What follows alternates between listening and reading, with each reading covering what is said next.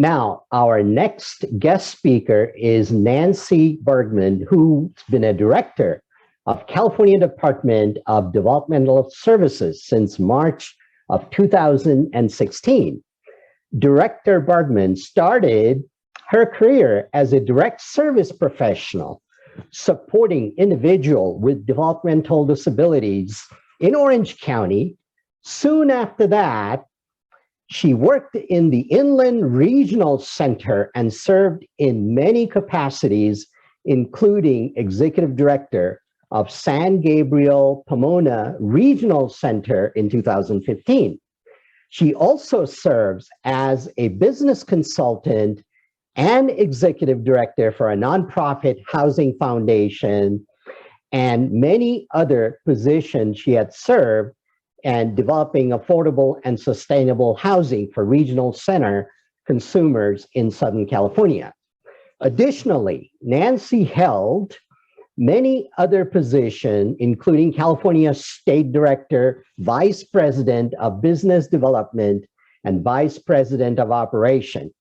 Nancy earned a Master's of Science degree in Social Work from San Diego State University and a Master of Business Administration from Pepperdine University School of Business and Management. So without further ado, let's welcome Director Nancy Bargmann. Director Bargmann, the floor is yours. Thank you, Bobby. I have to share, it's truly an honor to be with you today, and really look forward to sharing what the Department of Developmental Services, what we do, what our vision is, and a little history about developmental services. But I also am just prioritizing, and I want to make sure that I can be part of any benefits or opportunities to be able to advance employment for individuals with all disabilities, both visible and those that are not visible, and really value the work that the SDAC and the local DACs do, and anything that we can do as a department or myself, really welcome that partnership and opportunity to do it. So thank you all for everything that you're doing, because you really are kind of the North Star of the work that we can do and the opportunities within the state. So to give you a little bit of background on developmental services, I'm going to kind of assume that many of you are very familiar with regional center services and developmental services, and then some of you that may not be familiar at all. So just to start with an overview of developmental services, so the individuals with intellectual and developmental disabilities in the state of California has a really unique opportunity that is not really afforded across the nation. California, back in the late 60s and then early 70s, when the Lanternmen Act was enacted, it was developed based on really the advocacy of parents who really saw that there needed to be a different life journey for their family members, for their sons and daughters, outside of institutional supports and services. So many years ago, the vision was to be able to have local community-based organizations that provided the resources and supports at the local level. And fast forwarding then several years after a couple of pilot regional centers in the state of California, there were 21 regional centers that were established throughout California. Today, we provide services and supports to individuals with intellectual and developmental disabilities, and those are individuals that have a disability that occurred before the age of 18, and they qualify under the eligibility criteria that's outlined within the Lanternmen Act and in statute. But primarily it's individuals who have an IQ maybe that's below 70, but also individuals who have service needs that really mirror the needs of those individuals also. Individuals with autism, while not everyone would be eligible for regional center services, we certainly do see that many individuals with autism are eligible and is in fact one of our fastest growing populations within developmental services. Individuals with cerebral palsy, then also epilepsy. And so for more definition and eligibility, we can certainly provide it if it's needed. But also want to just kind of give you some context within the state. Where do we fit? You know, where is the Department of Developmental Services, and kind of getting to those 21 regional centers, and then how do we provide services and supports to the individuals? So again, we provide services today to approximately 400,000 individuals. And I'm just going to share my screen for just a moment. And then Bobby will certainly let me know if I'm showing you my email rather than the screen of the org chart. But this is just to give you some visibility. And then for others who may not be able to see the chart, what it is an org chart that shows the governor's office, and then below that is the California Health and Human Services Agency. And so we are one of the departments that report to the California Health and Human Services Agency. So we contract with those 21 regional centers. And so you'll see that there's a dotted line that goes to the 21 regional centers from the Department of Developmental Services. We have a contract with them. They are operated and managed by private nonprofit board of directors. And each regional center then has an executive director and a team that provides the service coordination, assessments, and then contracts with service providers in California to provide the support services. Support services could be for children that are at risk for developmental disabilities. So it could be early intervention, everything up to supporting individuals who are looking for competitive integrated employment, having job coaches, helping them in preparing for interviews for applying for jobs. And then also for those who are aging, you know, supporting them and seeking whether those services and supports to kind of help them. And then you'll see below the regional center, there's service coordination. Each regional center has service coordinators, and then below service providers, there's direct services and supports. And again, that comes in various different ways. You'll also see that under Department of Developmental Services that we have state operated services. And while many years ago, the effort that those families back in the 70s really wanted to move away from institutional supports. Back then it was called state hospitals. It later became called developmental centers. And historically, California has closed all developmental centers for individuals that don't have any forensic support needs, or that are really receiving those services through a court order. So we are really pleased to see that California is a community-based service delivery system. And what I was just saying a little bit ago about the opportunity for an entitlement, because anybody in California who has a developmental disability under the eligibility in the Lanternmen Act is eligible for supports in California. This is something that is not replicated in other states. There's other states that are very close. There's maybe 2 or 3 that are close to the California entitlement, but I will say that California is definitely a leader in this, and super proud to be part of an administration and legislature in a state that has supported individuals with intellectual and developmental disabilities in a way that is very unique. I also then want to just share with you some of the priorities of the department for individuals. We, like many service efforts and supports for individuals, really are very sensitive to and prioritizing service access and equity.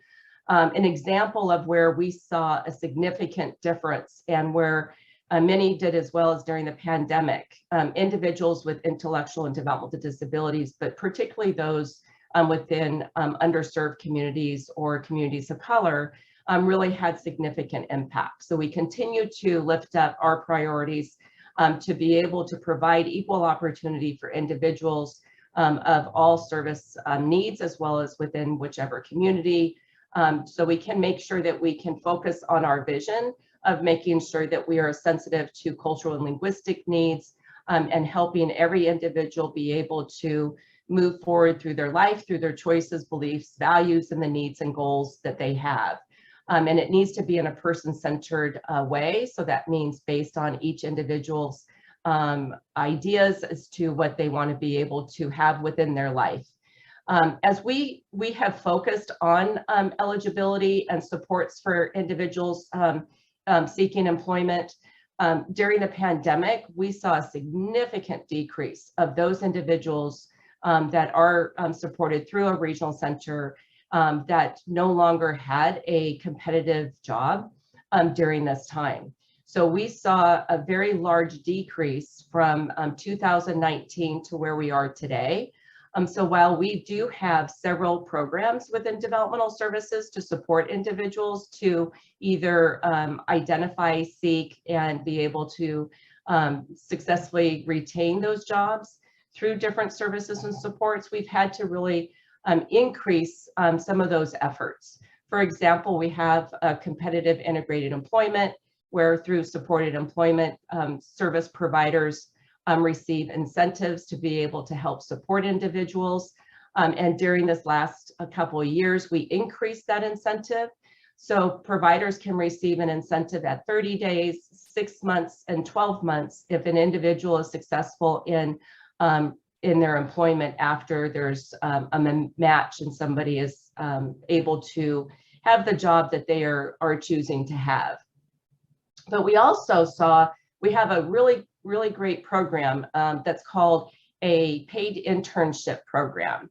And this is one that I think is still underutilized, and we are really looking at how do we advance kind of the awareness of this for employers, as well as those individuals that are receiving services through the regional center. And this is also available for any state department. We know that there's quite a few individuals that are in paid internships at local governance.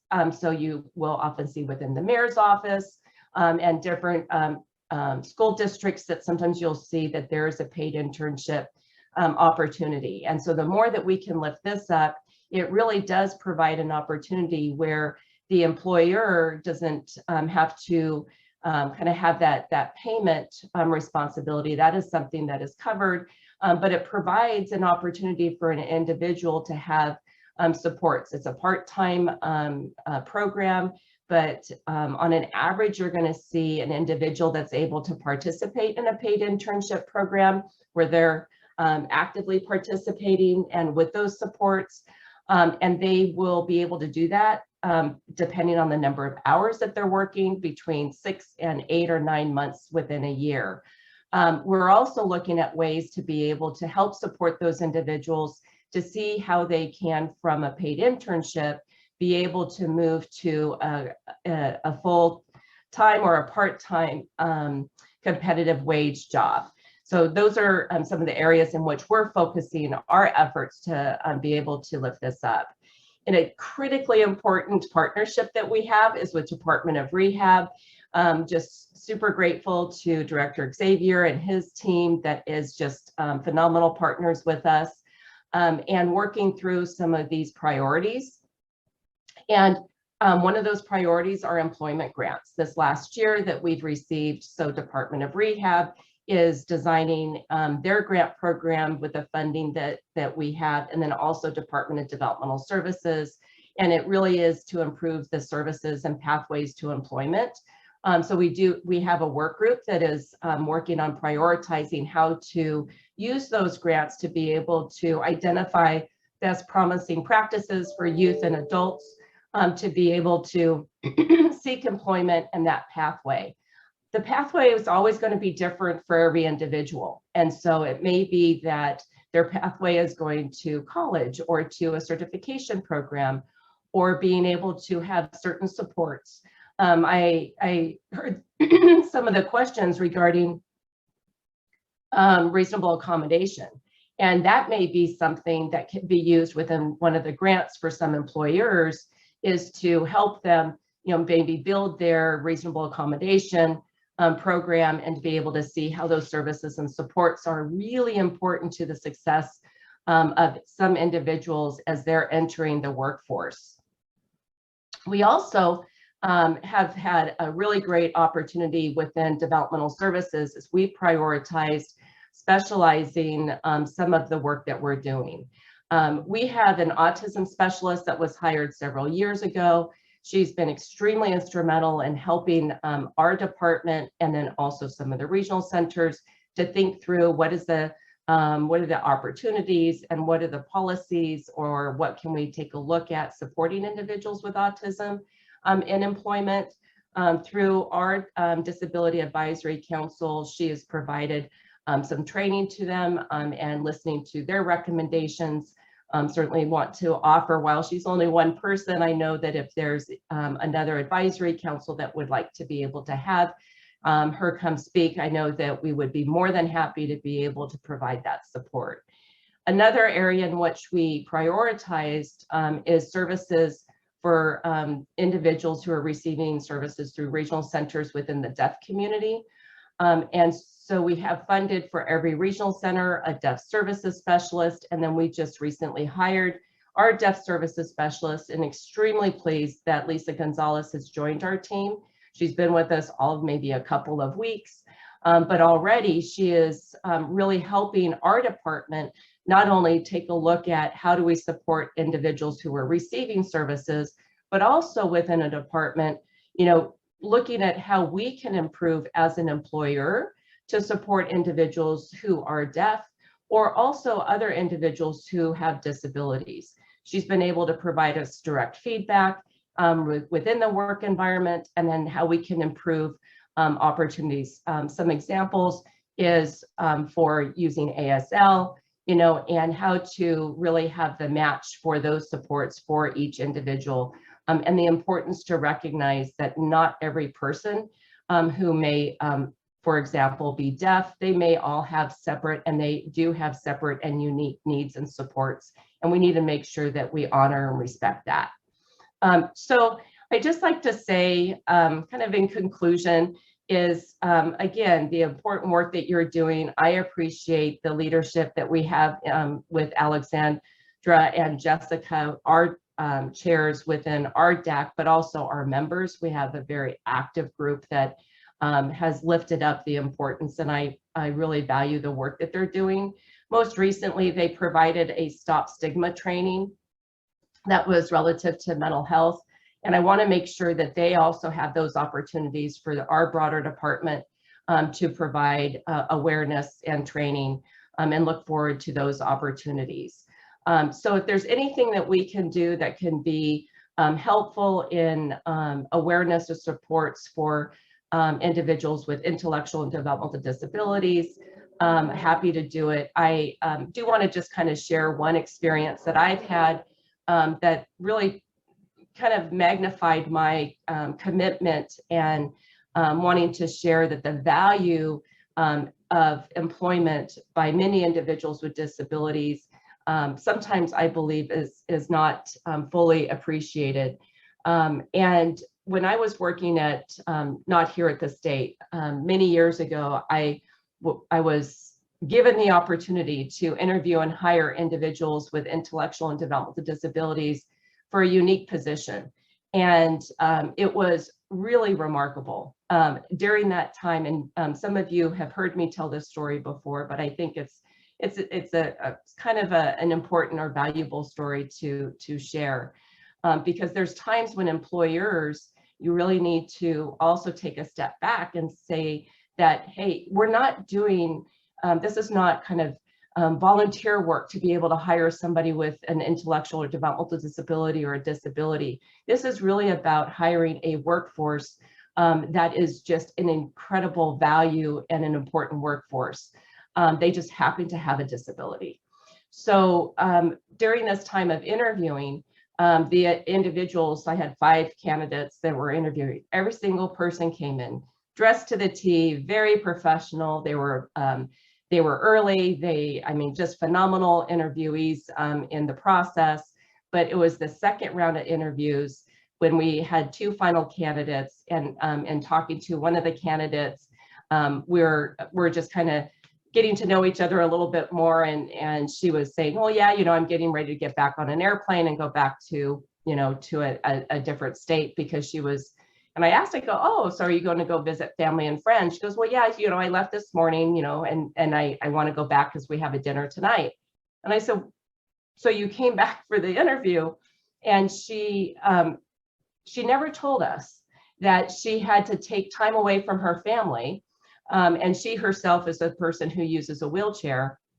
And so she really, the value of that interview to her was top and priority. We absolutely would have accommodated a different time, but I just kind of want to share that because it really does magnify, I mean, the amount of professionalism and the importance that individuals put to the process, and then the work, carry that through their work and the great work they do. And so whatever we could do to be able to help support individuals who may need some extra support in their employment opportunity, really want to be able to be there and be present to do that. So again, thank you for your time, and thank you for all the work that you're doing. And Bobby, if time allows, I'm happy to answer questions if that would be helpful. Absolutely. Thank you so much for the wealth of information you shared with our group. There are few questions that are in the chat. The first one is from Scott. Thank you, Nancy, for an informative presentation.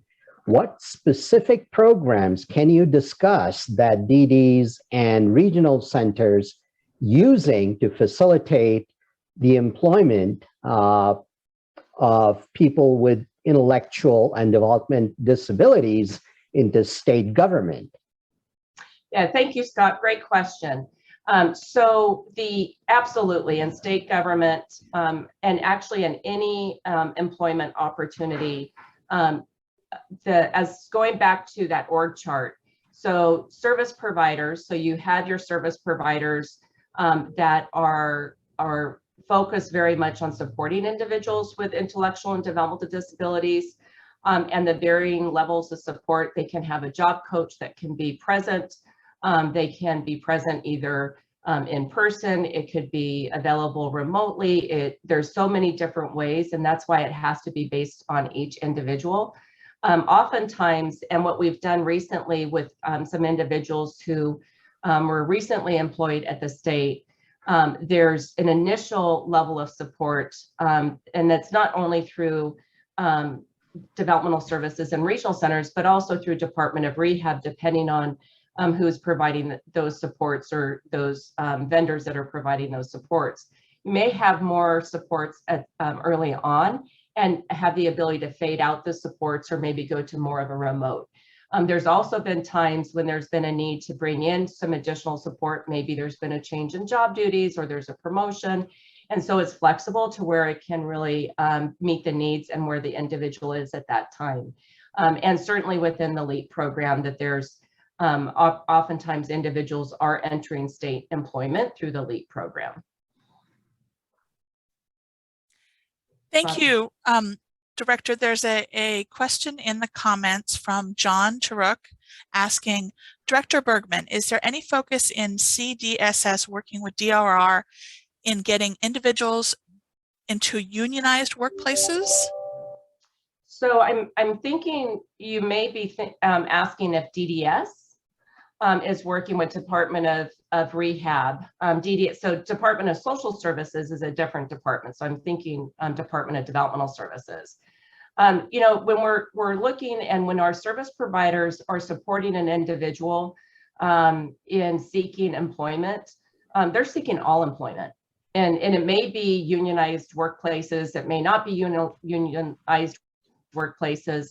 And it's important that individuals have a very broad opportunity. It's also important for our service providers and also those who are also supporting individuals to make sure that there's enough choices. So there may be a need to be able to let individuals know, there are different work environments, and be able to explain what those opportunities are. So there's, as far as being able to do that, the support is absolutely there to be able to help individuals seek employment in any workplace. Thank you so much. We appreciate your answer, your thorough answer, and the correction. We have another question in the comment from Ben Parrish saying, I'd be interested to get the contact information for your employee that you mentioned who would be up to speaking to other DACs. We're always interested in DACs interacting with each other if we can. Yeah, Ben, we'll definitely do that. I'll put in chat today a DDS information email. And all you need to do is send that information unless you have contact with our DAC, but we will absolutely make that available to you. We have another long question. Also, when you put that in the chat, would you mind providing the information so that we can, we have other questions and forward them to you as well? That is one of the things we definitely interest. This one's a long one from Alan. It says, thank you for the excellent presentation, Director Bargmann. I'm from Illinois originally and think the regional center system is an amazing asset of California. I especially appreciate effort to achieve competitive employment for individuals. However, one problem I've heard about involves certain regional centers providing lower level services to people of color. Can you please discuss any safeguards in place currently to ensure fair and equal services to everyone who qualifies? Yeah, Ellen, thank you for posing such a critical question in such an eloquent way. We are very focused on service access and equity, and we do track data, and it's only to inform us on policy. It's not just to track and report out. So for example, we have information based on different service types by regional center, where we can identify the number of individuals within different ethnic groups receiving services. We probably about 5-6 years ago, respite, which is to provide supports to individuals who are living with families, we had a difference of expenditures, how much was spent per person, that we really noted that was spent less for communities of color, particularly our Latinx and African American community. And so over time, there were policies that changed because we saw that information and we were able to, and so today we do see that for those individuals under 22 within the different ethnic groups, that they do have the same expenditures. But I'm also mindful that expenditures doesn't always dictate quality services. So we're also looking at making sure that those experiences, particularly for those individuals who English is not their preferred language, that we're also looking at the quality of service and working on that. One last example is that we are aware that individuals who are diagnosed with autism within the African American community, they are a larger portion are diagnosed with autism many months after a time frame in which those who are white. And that is an area that we are very focused on right now. So we've implemented implicit bias training at all regional centers.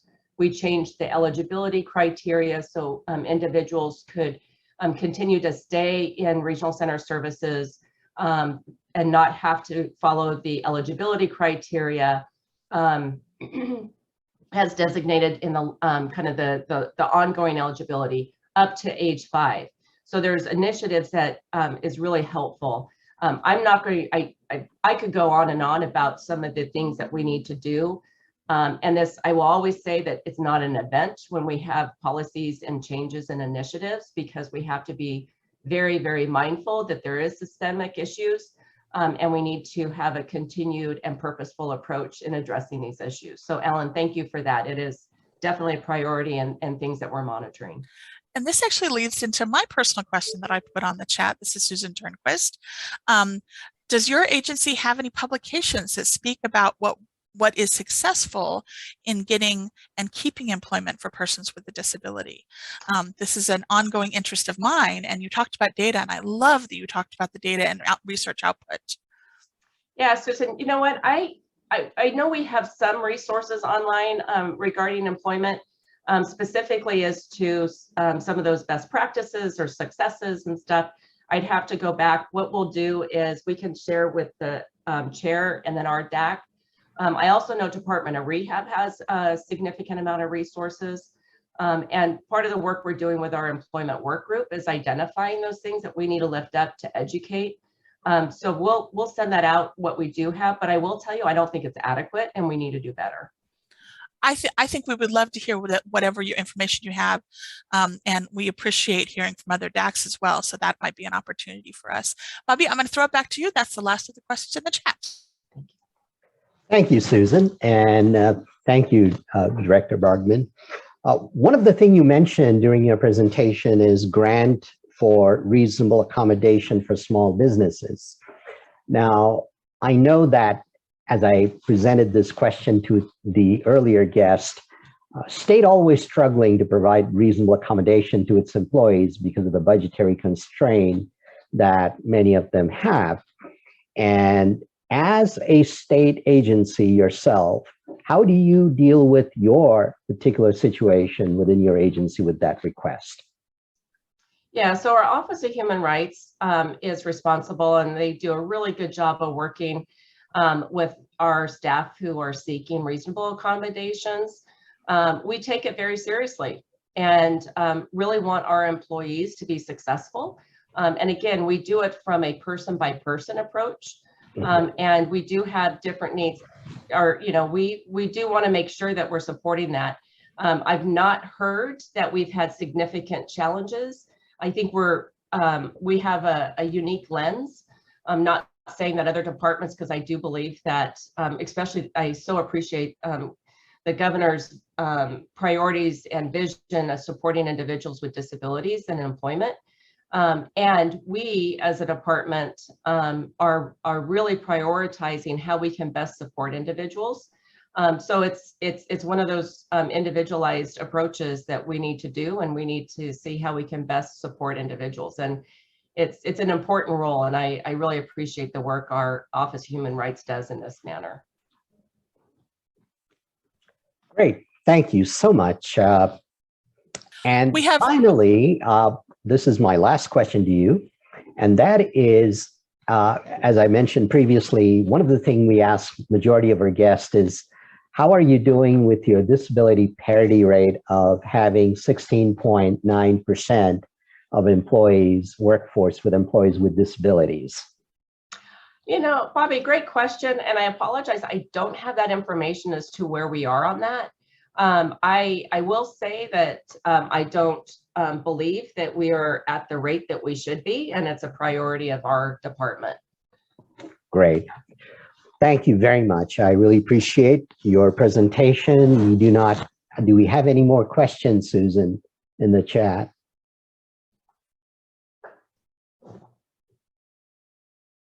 Sorry, yes, we did. We had one more question.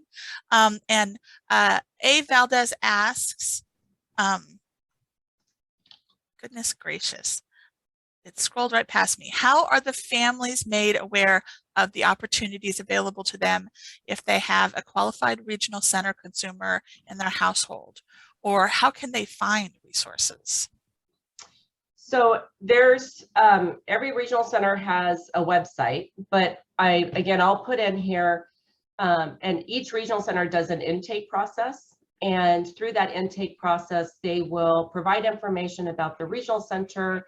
They will assess the eligibility for regional center services, and then connect the individual with a service coordinator if they're eligible. If they're not eligible, there may be other community resources that can be supportive depending on what the needs are. But the email address I'm going to provide you here, you can also send us a question. And so if you have any questions that we can help you get connected with in your local community, we will do that right away. Also, feel free to visit our website, dds.ca.gov, and I'll put that in the chat as well. Thank you very much. Really appreciate the responses. In the event there are additional questions that come up, would it be okay if we forwarded that to you by email for a response at your convenience? I would welcome that. Great. Yeah. Thank you again for attending SDAC. Again, I hope you'll come back in future and present us with the wealth of knowledge that you imparted today. Anytime. Thank you so much for the opportunity to be here with you today. Great. Thank you and have a great day.